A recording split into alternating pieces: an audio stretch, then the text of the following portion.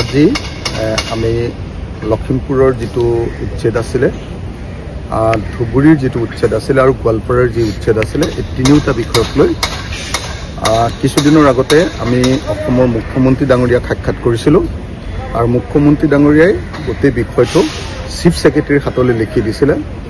আজি মুখ্যমন্ত্ৰী ডাঙৰীয়াৰ সেই তেওঁ লিখি দিয়া যি আমাৰ স্মাৰকপত্ৰখন আছিলে আমাৰ স্মাৰকপত্ৰৰ ওপৰত তেওঁ লিখি দিছিলে ফৰৱাৰ্ড কৰি দিছিলে।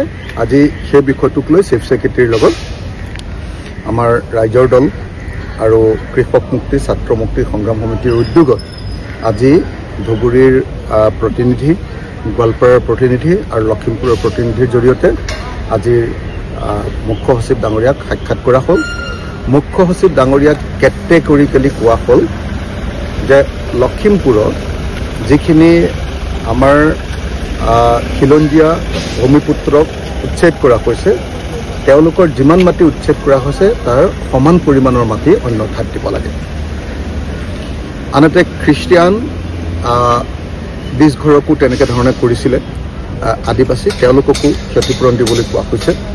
ঠিক তেনেকৈ আন মুছলমান যিসকল লোক আছিলে তেওঁলোককো আটাইবিলাককে আমি যাতে অতি সোনকালে তেওঁলোকক এটা বিকল্প ঠাইত মাটি দি তেওঁলোকে যাতে ঘৰ বনাই থাকিব পাৰে ঘৰ বনাবৰ কাৰণে এটা গভৰ্ণমেণ্টৰ পিনৰ পৰা ওৱান টাইম ফাইনেন্সিয়েল এছিষ্টেণ্ট দিবৰ কাৰণে আমি দাবী কৰিছোঁ।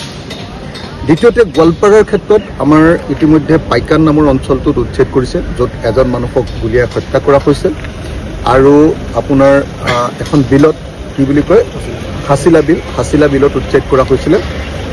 সেই হাছিলা বিলৰ উচ্ছেদৰ দুইটা বিষয় আলোচনা কৰা হ'ল, দুইটা বিষয় তন্নকৈ কোৱা হ'ল আৰু তন্নকৈ কোৱাৰ পাছত মুখ্য সচিব ডাঙৰীয়া তাত পুলিচে যে এতিয়া মানুহবিলাক খেদি আছে সেইটো বন্ধ কৰিবলৈ দাবী জনোৱা হ'ল। মুখ্য সচিবে লগে লগে সেইটোক ৰেছপন্স কৰিছে। দ্বিতীয়তে আমি কৈছোঁ যে অসমৰ মুখ্যমন্ত্ৰীয়ে কৈ আছিলে যে হাছিলা বিলৰ মানুহ আৰু পাইকানৰ মানুহ সেই মানুহখিনিক নতুন এটা ঠাই কি কয় এইটো ৰাক্ষসিনী পাহাৰত সংস্থাপিত কৰিব বুলি কৈছিলে। তেওঁলোকক অতি সোনকালে সংস্থাপিত কৰিবৰ কাৰণে আমি দাবী উত্থাপন কৰিলোঁ আৰু এই বিষয়টোক লৈ মুখ্য সচিবে গুৰুত্ব দি গোটেই বিষয়টো আলোচনা কৰিছে। তৃতীয়তে আপোনাৰ ধুবুৰীৰ আমি চাপৰ অঞ্চলত যিটো উচ্ছেদ হৈছিলে সেই উচ্ছেদৰ তিনিটা ধৰণৰ মাটি আছিলে। এটা হ'ল ম্যাদী পট্টাৰ মাটি। ম্যাদী পট্টাৰ মাটিত আমি যথোপযুক্ত 2013 চনৰ ভূমি ক্ষতিপূৰণ আইন অনুসৰি ক্ষতিপূৰণ দিবলৈ দাবী উত্থাপন কৰিছোঁ।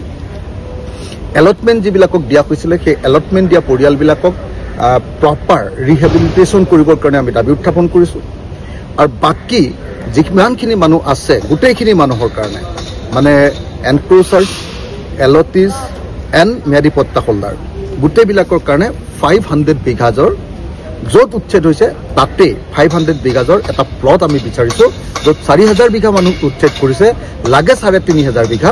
গতিকে সেই 500 বিঘা আমাক দি তাতে সকলো মানুহকে সংস্থাপিত কৰিবৰ কাৰণে এটা অল্টাৰনেটিভ জাগা বিচাৰিছোঁ। তাৰ লগত কিছু ক্ষতিপূৰণৰ ব্যৱস্থা কৰা হৈছে কৰিবৰ কাৰণে কোৱা হৈছে আৰু অসমৰ মুখ্য সচিব ডাঙৰীয়াই অসমৰ মুখ্যমন্ত্ৰীৰ লগত কথা পাতি অচিৰে এই বিষয়টোত সিদ্ধান্ত ল'ব বুলি আজি আমাক জানিবলৈ দিছে।